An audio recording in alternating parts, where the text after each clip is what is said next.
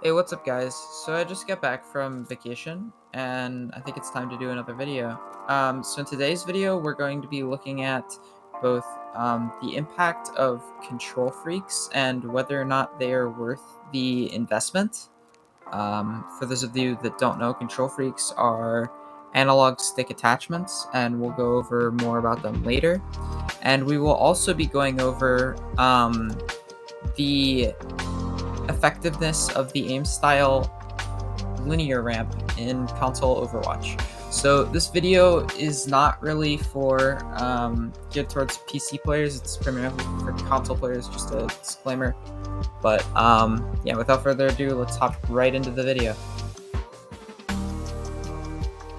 Okay, so first of all, let's get into what control freaks are and what they do, and the benefits that come with them. So control freaks are analog stick attachments. I will link the ones that I currently use in the description. And I bought them about a month to a month and a half ago. And yeah, about a month ago. And I would say that they have drastically helped improve my aim on high sensitivity. Before I got them, I used a lot of low sensitivities. Like, I think my sensitivity was, you can check my previous videos, but I think it was something like 50-40, and it worked fine. It was just like my reaction time wasn't the best, so I wanted to transition to the higher sensitivity, and I also wanted to transition over to linear ramp. And control freaks really helped me do that. So I would say it's a worth it investment. It's a lot cheaper than an Elite controller. For Xbox, if you are on Xbox. If you're on PS4, I don't believe there is an Elite controller or anything similar. There might be, I could be wrong. But I would recommend purchasing them if you're wanting to play high sensitivity, or you already do, and you are looking for to improve your aim. They only take a few hours to get used to, and then your aim is a lot smoother, and you can control higher sensitivity a lot better and make those micro adjustments. And I just think it's a worth it investment for any console player that really wants to play high sensitivity or get a boost to their aim. Alright, so now we're going to go over linear ramp. And to do that, to show how it works, we're going to first of all show my dual zone McCree settings. And then we're going to swap to linear ramp and show how it works in linear ramp. So this is just micro adjustments, or mid adjustments, basically just, kind of moving the analog stick back and forth, not all the way. These are big adjustments, moving it all the way back and forth. And then when we swap to linear ramp, you're going to see it's very choppy and it's not as controlled, and it can be very challenging to make those micro adjustments and have clean tracking. Watch us try and track the bot. It makes it very challenging. I couldn't even hit it and finish the kill. So basically, now we're going to go over how to fix this issue. Okay, so essentially the problem linear ramp suffers from is that it is very quick. It accelerates at a constant value, but that value, especially if you're playing high sensitivity, it starts accelerating super fast, super early on, like the second you start to touch your analog stick. So to combat this, what you can do is you can turn up your aim ease in. And what was just shown was aim ease in at a value of 50, which makes it take a lot longer for the sensitivity to ramp up, meaning you can make those micro adjustments a bit easier. Essentially, if the sensitivity is ramping up too fast for you to handle, just add on some aim ease in to whatever sensitivity you happen to be using, and that's going to help you a lot to be able to control high sensitivity.